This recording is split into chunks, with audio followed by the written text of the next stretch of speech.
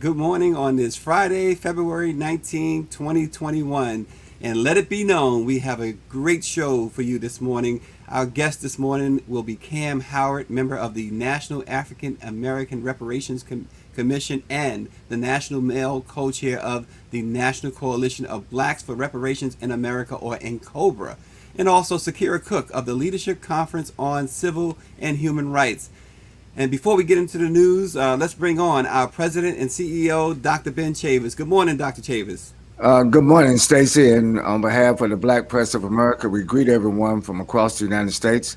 And we look forward to this program where we are focusing on reparations.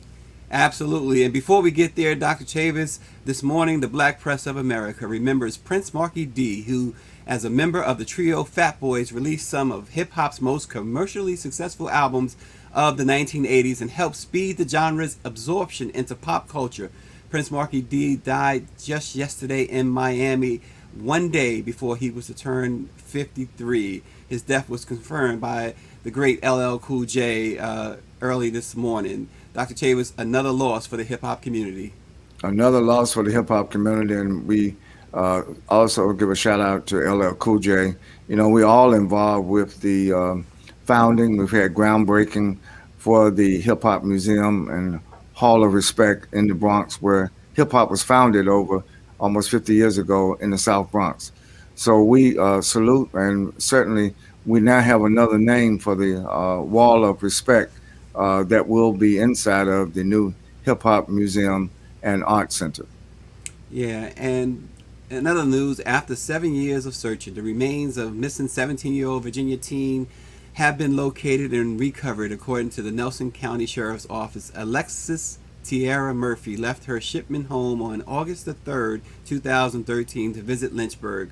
Surveillance video showed her at a Livingston gas station, the last time she was seen alive. Local, state, and federal law enforcement conducted numerous searches in the time of her disappearance, the sheriff's office told news reporters yesterday. Her remains were found on December 3rd on a private property in Livingston and transported to the chief medical examiner in Richmond for positive identification. They were identified on February 5th, and because notification of her loved ones was delayed, we're just now finding out. The NNPA, the National Newspaper Publishers Association, is resuming its all-important series on missing girls of color, and we're including missing boys of color as well. So look for the restart of that vital information at www.blackpressusa.com and many of our member newspapers, Dr. Chavis. So, Stacey, before you make the segue into our focus for today's program, just give everybody the quantification. In our series on missing black girls, just tell our audience, because some may not have heard the last series that we did last year, what are the numbers? How many black girls are missing in America today? Well, at last count, Dr. Chavis, it was over 64,000 black girls alone, of the 200 some odd thousand children, women and children, that have gone missing in the last, I think it was 4 years. So 64,000. That's a lot, Dr. Chavis. It's incredible, and it's part of the genocide. It's part of the white supremacist notion that the criminal justice system has definitely failed Black America. We are not protected. We are not searched for when we're going missing. A lot of times when the parents report their children missing, law enforcement shrugs it off. And so we're going to continue to do this series, and thank you for announcing it for 2021. We're going to be back out there for black girls missing, black boys missing, black families missing. Yeah, and the other part of that, Dr. Chavis, too, is the primary reason why the black press did this task under your direction. Mainstream media largely, and law enforcement, largely ignored the plight of missing children, missing people of color.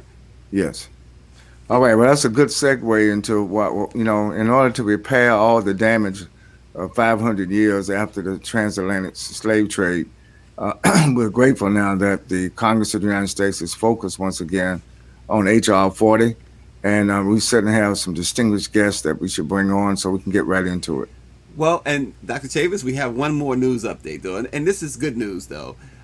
Before we bring on our special guest, meet Kashana Hayward, the author of "Credit Is King," Kareem, and "Credit Is Queen." Charlene, who was inspired to create a credit coloring book series with when her 4-year-old daughter asked her about credit. After an Great. unsuccessful search for resources online to help her daughter's understanding, she decided to create her own. So you can get that book, which teaches young African Americans about the importance of credit, at creditisKingKareem.com. CreditisKingKareem.com. So there you are, Dr. Chavez. Another really important part of the black experience is understanding credit, and that's also a part of what we're talking about today with reparations. A lot of things were stolen from us. Oh, absolutely. So I will let you introduce our guest, please.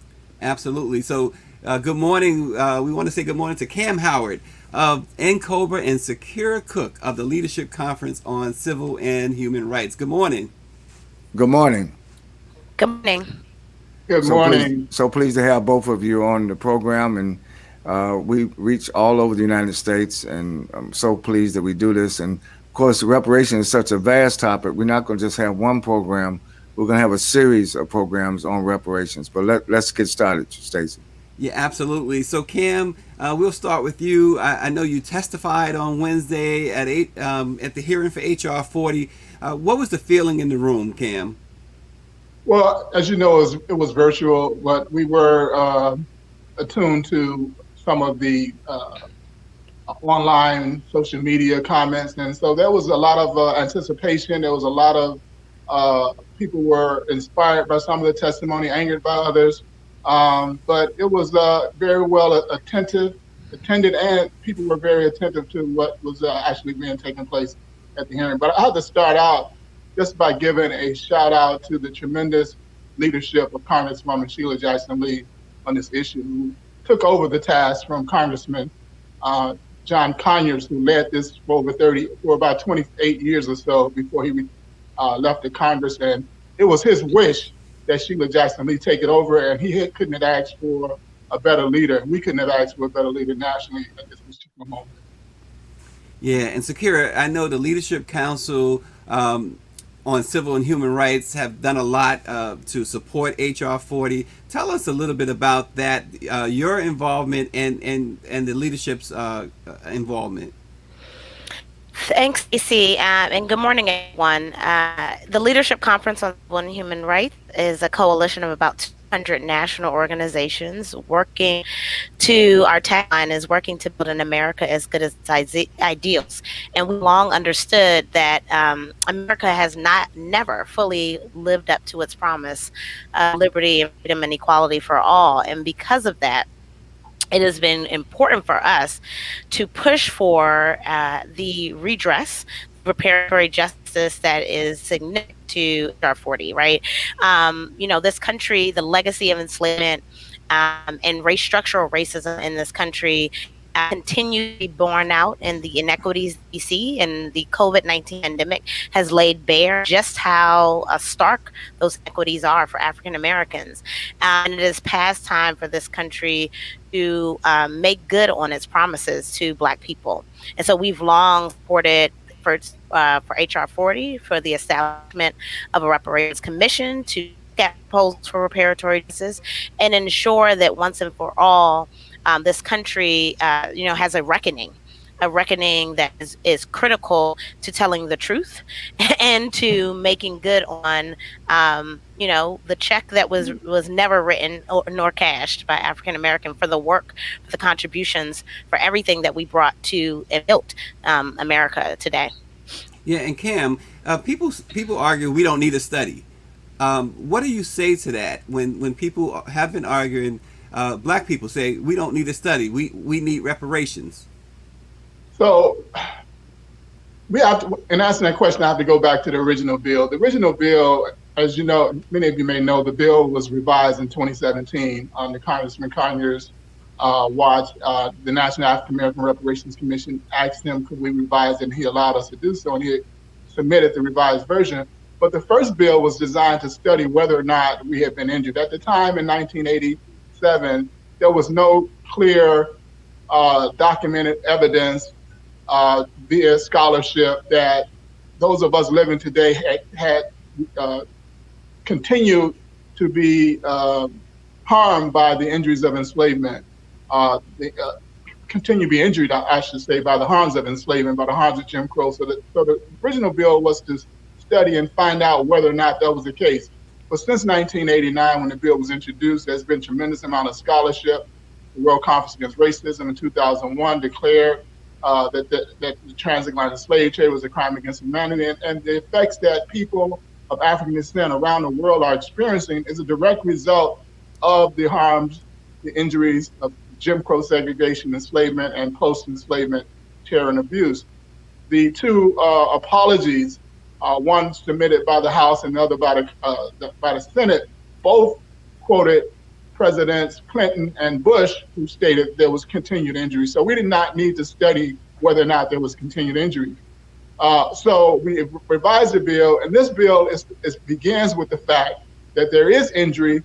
Now we must study the wide scope and breadth of that injury in every area of people's activity, whether it's economics, labor, law, politics, religion, etc., or spirituality. Wherever that injury exists, we want to expose it, we want to quantify it, we want to hold a full accounting of it, and then we must develop proposals to address each of those areas where we find harm and injury. And so that's the difference of the bill. Yes, there's a study component, but the study component is to find out exactly how those periods of criminality affects us today and will continue to affect us if they're not redressed. Yeah. And one of our viewers, David Youngblood, and this is for either one of you, Kamm or Sakira, you could jump in. He says we can talk about the Treasury Department and how they can be used to direct some of the $70 trillion U.S. taxpayer dollars to black banks, black investment bankers, private equity, etc. And there's your reparations. Your response. We can start with you, Sakira. Well, I will say, there are a number of ways that reparations can be brought about in this country. And I think the importance of HR 40, as Kamm noted, is to develop those proposals, to come up with the most impactful, effective, efficient ways, ensuring that African Americans in this country are finally redressed, that the continual harm, not just harm of enslavement, but the harm that has continued to this day is fully accounted for and addressed. And so, we can start to talk up those proposals in detail once is established. And so it's our job to make sure that Congress passes HR 40, that it moves through the House, and that the Senate takes this up immediately. Yeah. Kamm, you want to No, I certainly agree with Sakira. There are many ways, and this government has many resources, not just from the Treasury Department. But one good thing that President Biden has done is brought Mercer Baradaran into his Treasury Department, who wrote a book, The Color of Money, that looks at the harms that this country has done to black banking. So that's something that the HR 40 Commission will, as Sakira stated, will look at as far as where some of the resources will come from. Yeah. Right. So Stacey and Kamm and Sakira, what we're going to do in the Black Press, we want all of our readers, all of our listeners, all of our viewers across the country to start contacting their members of Congress today. We want to get HR 40 passed by the House, and we want to get the companion bill passed by the Senate. I think that we should not delay. I think that if we're going to get reparations passed once and for all, at least in terms of HR 40, we need to do it now. Sometimes the legislative process becomes, so drawn out that it loses momentum. And I agree with you that Congresswoman Sheila Jackson Lee is certainly the right member of the Congressional Black Caucus to take the baton from Congressman John Conyers and to push this forward. We had Congresswoman Sheila Jackson Lee on this program earlier this week, where she spent the whole program talking about the importance of HR 40. So now is to get it passed. And I think there are what 170, 180 people who have already signed members of Congress. We need more. Yeah, Right. and go ahead, I'm Cam. sorry. Yeah, that right now there's about 167. There were 173 when we concluded the 116 Congress. But we had to start over. Every Congress, you had to start over. It's a 2-year period. And we came right out the door at the start of this Congress on the first day uh, that Congresswoman Sheila Jackson Lee introduced the bill with 118 original co-sponsors. Now we're Yeah, up to 167. We need a simple majority, 218, to pass the legislation. The bill is being scheduled to go to a markup in the judiciary where they debate it in the judiciary. And then once passed there, it would go to the House floor for a full vote. We have the votes necessary to pass in the judiciary. Right now, we were in a meeting with Congresswoman Sheila Jackson Lee yesterday. She's fired up. She wants this bill immediately to get to the Judiciary Committee for markup. That's a scheduling issue. Hopefully, we'll get it done this month. We're shooting for March 24th or the 25th. The 25th is the Day of Remembrance of International Day of Remembrance for the transatlantic slave trade, and so it would be very important and symbolic and meaningful if that bill was marked up at that particular time. So that's what we're shooting for, and we need, as you Very good. stated, more co-sponsors because we need 218 votes. We can't sit on 167. We need 218, and definitely we need all of our people calling congresspersons this time. Absolutely. Well, we'll help spread that word. And Stacey, I'm going to get a list of all the members of the Judiciary Committee, the Republicans and the Democrats. We need to put pressure on them to make sure that the markup is out before March 25th. That'll be great. yeah, and absolutely. And James Wright says that who's watching? He says reparations is not a handout, but a debt that needs to be paid. Cam, Sakira, isn't part of the issue who will receive the reparations? Should the recipient pool be restricted in any way? I'm going to let Cam answer that. Go ahead, Cam.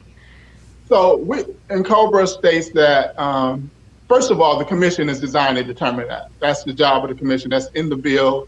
It will determine who and what forms of, if there's going to be direct benefits. Most of us in the reparations community believe that reparations must be a collective benefit. It must benefit the entire uh, uh, Black community in America collectively. And also there should be direct benefits to individuals who who are not repaired from the collective benefits. But we also say there are 3 periods of injury. There's a period of enslavement from 1619 to 1865.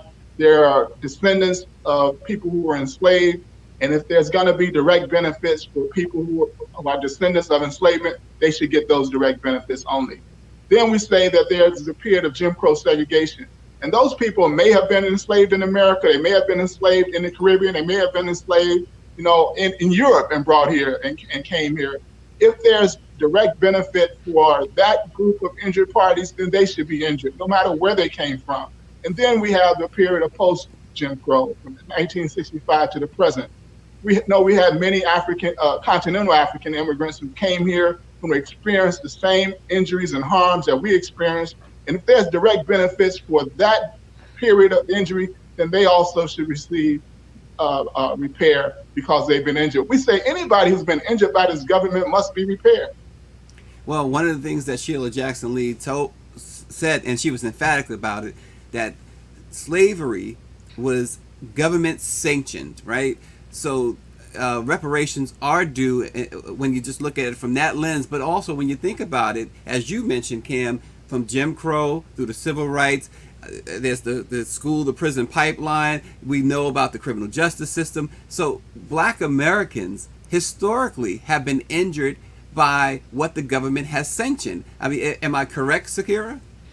Absolutely. I mean, every period that Cam identified is a period where our government, the United States government, has been directly involved in you can trace that, whether the United States government or state governments at the local level have been directly involved in the harm. And that has permeated this society and been embedded in our institutions and structures.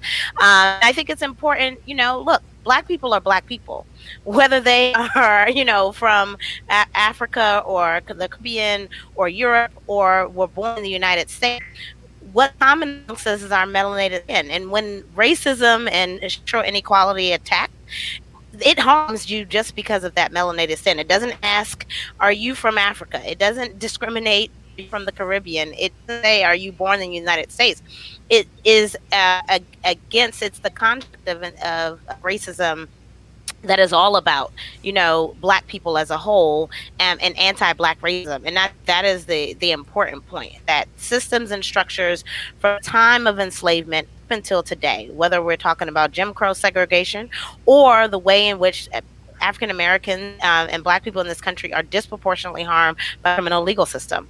All of that harm has been borne out on people with melanated skin, specifically known as Black people or African Americans in this country. And so that is what we are saying to be redressed. That is what we are saying there is reparatory justice due to us for those harms. Yeah, Dr. Chavis.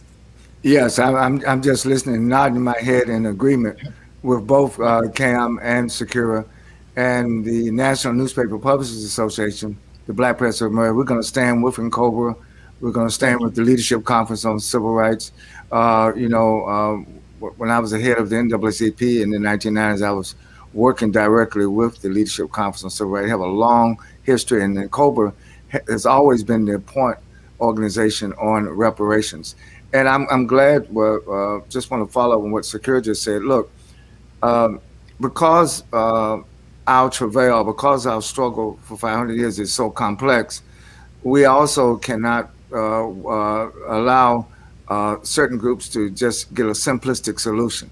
And that, to me, that's what the benefit of HR 40 allows, where we can comprehensively get all the aspects and all of the injuries and all of the things that have been done documented in a way. Then you come, Malcolm used to say, you can't solve the problem with a solution unless you know what the problem is. And I think that HR 40 is going to tell not only Black people, but the whole world. Because keep in mind, reparations is just not something the very truth is, white people have been injured also with that white supremacy is an injury. And look what happened on January the 6th. Some people think white supremacy is going away. It hasn't gone anywhere. It's deeply rooted in this society. And I think that HR 40 is going to help all people of the world. And I'm thinking about the diaspora. I hope that the United Nations, I know there was a rapporteur for the United Nations monitoring the hearing this week. Tell us, Kamm and Sakira, what will be the international impact of passage finally of by the United States Congress of HR 40? So if I can start out, what we attempted to do when we revised HR 40 was to insert the international standard for redress into the legislation. And the international standard says reparations must, quote unquote, wipe out all consequences of the harm, of the injury. Great. And to wipe out all consequences, the nation or state must engage in what is called full reparations. And I testified in Congress that full reparations has 5 components. The first one is cessation and assurances and guarantees of non-repetition. You must stop the bad acts. There are many laws, as Sakira stated, that are still disproportionately negatively affecting people of African descent in this country.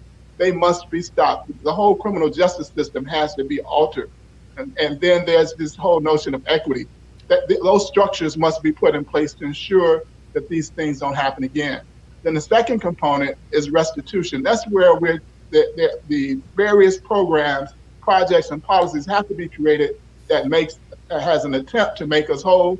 Compensation is a third part, which compensation is obligatory, as I stated, if the harms are not solved. But restitution, satisfaction looks at the return of our dignity, the rightful telling of history, as you stated. Every white supremacy is rooted on this insane notion that there's some privilege and benefit and superiority in white skin, and some negative association of non-humanity in Black skin. the truth has to come out in the form of satisfaction, which is return of our dignity, full apologies, etc. And also the fifth component is rehabilitation from the historical trauma that we experienced both mentally and physically. And so if America was to create a reparations program that addressed the international norms and was in alignment with the international standard, the highest standard of reparations, it would have a tremendous effect globally. Uh, Yeah. this is the international decade of the people of African descent, and so everybody's looking at America at this time. Yeah, and Sakira, real quick, why do you think it's taken Great. so long to get to the legislation to a stage where it is set to be acted upon? Why so long? Wow. Well, um, I think that Don't worry, you don't our have to be history politically shows. No, correct no, on no. this show, Sakira.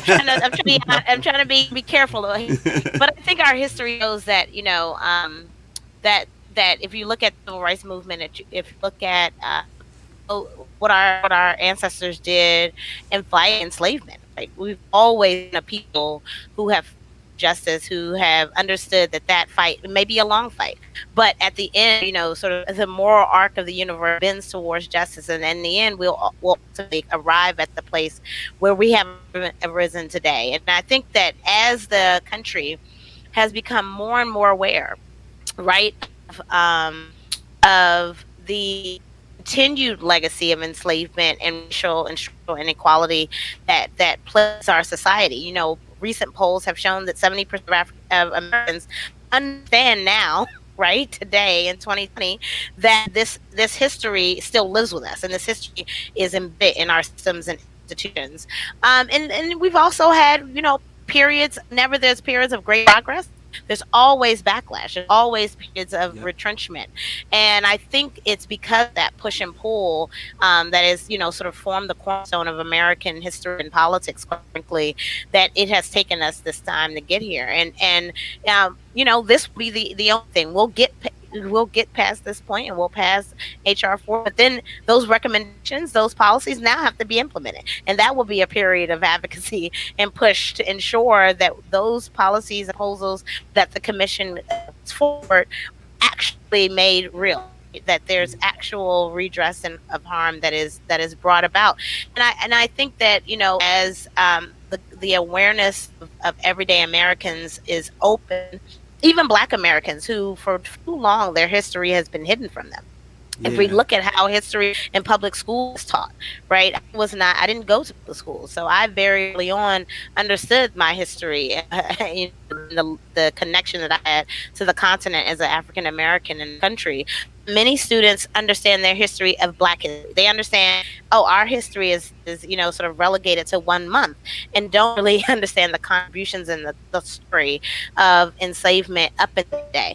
It's not told in that way. So I think it's not only not told that way to Black people, not told that way to Asian Americans also. And Dr. Bent, pointed that out, right? Yeah. That white supremacy is a lie that's not only one that tells Black people that they are less than, but it's a lie that white people have believed, even if they didn't know they were believing it, right? Even if they Exactly. realize their own privilege in that, and because of it, right? So we will get there, though. I'm fully confident that this momentum that we have behind our backs, right? The overwhelming number of people who protested over the summer. I was in DC when those protests were happening, and people were chanting for reparation. People were chanting for an end to police brutality and a solution of reparations as a connection to. So we understand collectively. I think what this means as a global movement for reparations, as Kamm noted, and given that we are in the international decade of people of African descent, there's no time like the present to make sure this is a reality. Yeah, and Exactly. we're a little bit over, but Kamm, I mean, such an important conversation. Kamm, what can everyday people of color do to help move the legislation forward? Well, again, it starts with calling their congresspersons. There are quite a few Democrats who are still not on. For the first time in history, we have a Senate companion bill that was introduced last congressional session by Senator Cory Booker. Uh, we're focused on the House because that's where the momentum is at this particular time, but we're going to have to pivot to the Senate very quickly. So we want to start getting those senators lined up.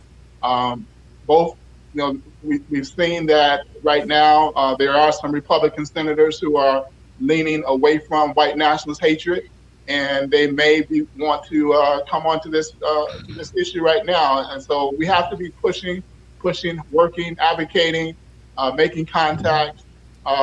This is the moment in history. We've never been at this particular point since Reconstruction, where both houses of Congress are entertaining the idea of redress for people of African descent in this country. And so we have to move this as our brothers and sisters, 260,000 who joined the Union Army, brothers, sisters, and children who joined the Union Army to make sure that 4 million of their bonded kinsmen were freed. And there's 48 million of us here today, and we have to make sure that we also deliver that type of redress right now that they sought at that particular time. The time is now. We can't shirk our responsibility. All of us must be involved. And we certainly thank the National Newspapers Association, African American Newspaper Association, for being involved where you are. Oh, absolutely. Dr. Chavis, final Yeah, thoughts? just some homework. Contact your member of Congress today. Do not delay. Contact every member of Congress, Republican, Democrat, Independent, and get them to sign on as signers, as endorsers of H.R. 40. And between now and March 24th, 25th, we got to push the Judiciary Committee to put a markup. And Stacey, I would like to have Kamm and Sakira back before the markup date so that we can get a follow through and put that pressure on each member of the Judiciary Committee to make sure that the markup goes to that it was voted by the Judiciary Committee so we can move forward. And then next week, the NNPA is having a tech conference 2021. I want everybody to join in because the involvement of African Americans in the tech space is very, very important. African American owned businesses. And as Kamm noted, the President Biden has now placed an importance value on equity. And of course, part of not having reparations all these years is a lot of economic inequities in our communities, a lot of suffering of Black-owned businesses. So we're having a tech conference next week, and you can go to Black Press USA and see how to register for the tech conference. And then lastly, I just want to thank in Cobra, I want to thank the Leadership Conference on Civil Rights for your continued work.